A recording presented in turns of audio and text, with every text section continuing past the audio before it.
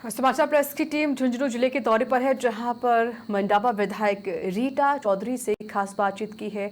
हमारे state coordinator doctor Rakesh Sharma ने क्या कुछ कहा है, आप भी सुनिए। नमस्कार, मैं डॉक्टर राकेश शर्मा और आप देख रहे हैं समाचार प्लस। और समाचार प्लस मिशन राजस्थान के अंतर्गत आज झुंझुनू दौरे पर है और झुंझुनू दौरे के दौरान आज कारवा आ पहुंचा है झुंझुनू जिले के मंडावा विधानसभा क्षेत्र में। और आज जो शख्सियत हमारे साथ मौजूद हैं वो किसी परिचय की मोहताज नहीं है, नाम है रीटा चौधरी। नमस्कार। रीटा जी, मैं आपसे ये जानना चाहूँगा कि आपको विरासत में राजनीति मिली है और बात करें यदि हम राजनारायण जी चौधरी की, तो निश्चित रूप से उन्होंने एक ऐसी विरासत आपको दी है और टचवुड ये चीज़ आप परंपरा के रूप में निभा रही हैं। तो आपके राजनीतिक सफरनामे की शुरुआत कैसे? मैं बहुत सौभाग्यशाली हूँ। रामनारायण चौधरी जी हमेशा अपनी ईमानदारी के लिए, अपनी मेहनत के लिए और सबको साथ लेकर चलने की राजनीति में विश्वास करते थे और उसके लिए लोग उनको बहुत मानते हैं। मेरी खुशनसीबी है कि मुझे मौका दिया मेरे पिताजी चौधरी साहब ने राजनीति के अंदर कदम रखने का। जब वो थे हमारे बीच के अंदर, तब तो बहुत ज़्यादा कोई संघर्ष रहा नहीं। 2008 से 13 के बीच में मैं विधायक बनी पहली बार और बहुत कुछ चीज़ें सीखने को मिली। एक तरीके से वो मेरे गुरु थे और उनसे मैंने बहुत कुछ सीखा ज़िंदगी के अंदर, चाहे वो राजनीतिक क्षेत्र हो, चाहे सामाजिक क्षेत्र हो, चाहे पारिवारिक क्षेत्र हो। और 2008 से 13 का सफ़र बहुत अच्छा और बड़ा स्मूथली चल रहा था। 2012 के अंदर वो हम सब लोगों को छोड़ के इस दुनिया से चले गए। उसके बाद एक संघर्ष का दौर शुरू हुआ मेरे लिए राजनीति के अंदर 2013 में, क्योंकि 8 से 13 के बीच में मैंने अपने क्षेत्र में बहुत ध्यान दिया, बहुत काम भी करवाए, लेकिन फिर भी कारण हो सकते हैं पार्टी के, 2013 में मेरी टिकट कटी।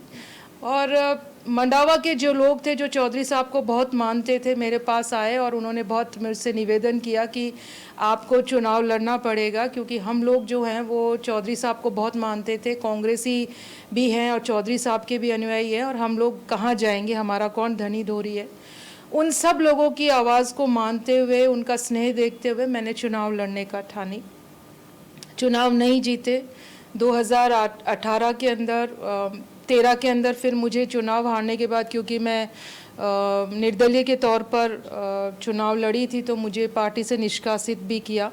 मैं दिल्ली गई, मैं मिली वहाँ से कि मैं उस विरासत को रिप्रेजेंट करती हूँ जिन्होंने इमरजेंसी के अंदर, जब इंदिरा जी की आवाज़ उठाने के लिए राजस्थान में कोई नहीं था, तो मेरे पिताजी रामनारायण चौधरी जी ने इंदिरा आई का, कांग्रेस आई का झंडा उठाया।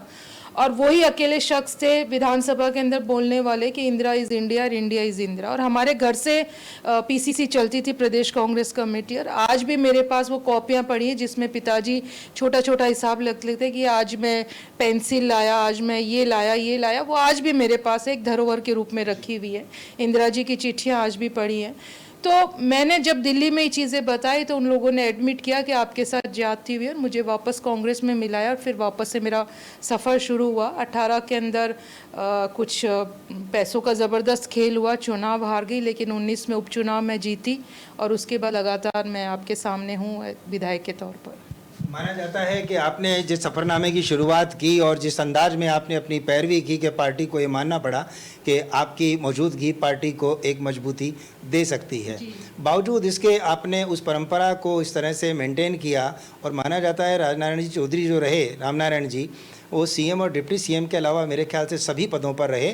कांग्रेस पार्टी को और सरकार को उन्होंने बहुत कुछ दिया है, चाहे कोई इसे माने या नहीं माने, लेकिन इसे आप कैसा फील करते हैं? मैंने जैसे शुरू में बताया, मुझे बहुत गौरवान्वित महसूस करती हूँ मैं, क्योंकि उनसे मैंने ईमानदारी सीखी है। और जब मैं राजनीति में कदम रखा तो उन्होंने कहा कि बेटा, मेरी जो विरासत है वो ईमानदारी की है राजनीति के अंदर और वफादारी की है पार्टी के प्रति। समाचार प्लस की इस खास मुहिम, खास मुलाकात के अंतर्गत हमारे साथ आज मंडावा विधायक रीटा चौधरी रही। और रीटा चौधरी का अपना एक अंदाज जो जाना जाता है विधानसभा के अंतर्गत, सरकार किसी की भी हो, लेकिन बात यदि मंडावा क्षेत्र के विकास की हो तो वो अपने ही अंदाज और अपने व्यवहार से उस कार्य को कराने में सदैव तत्पर रहती हैं। मैं डॉक्टर राकेश शर्मा, कैमरामैन यासीन के साथ, आपका धन्यवाद।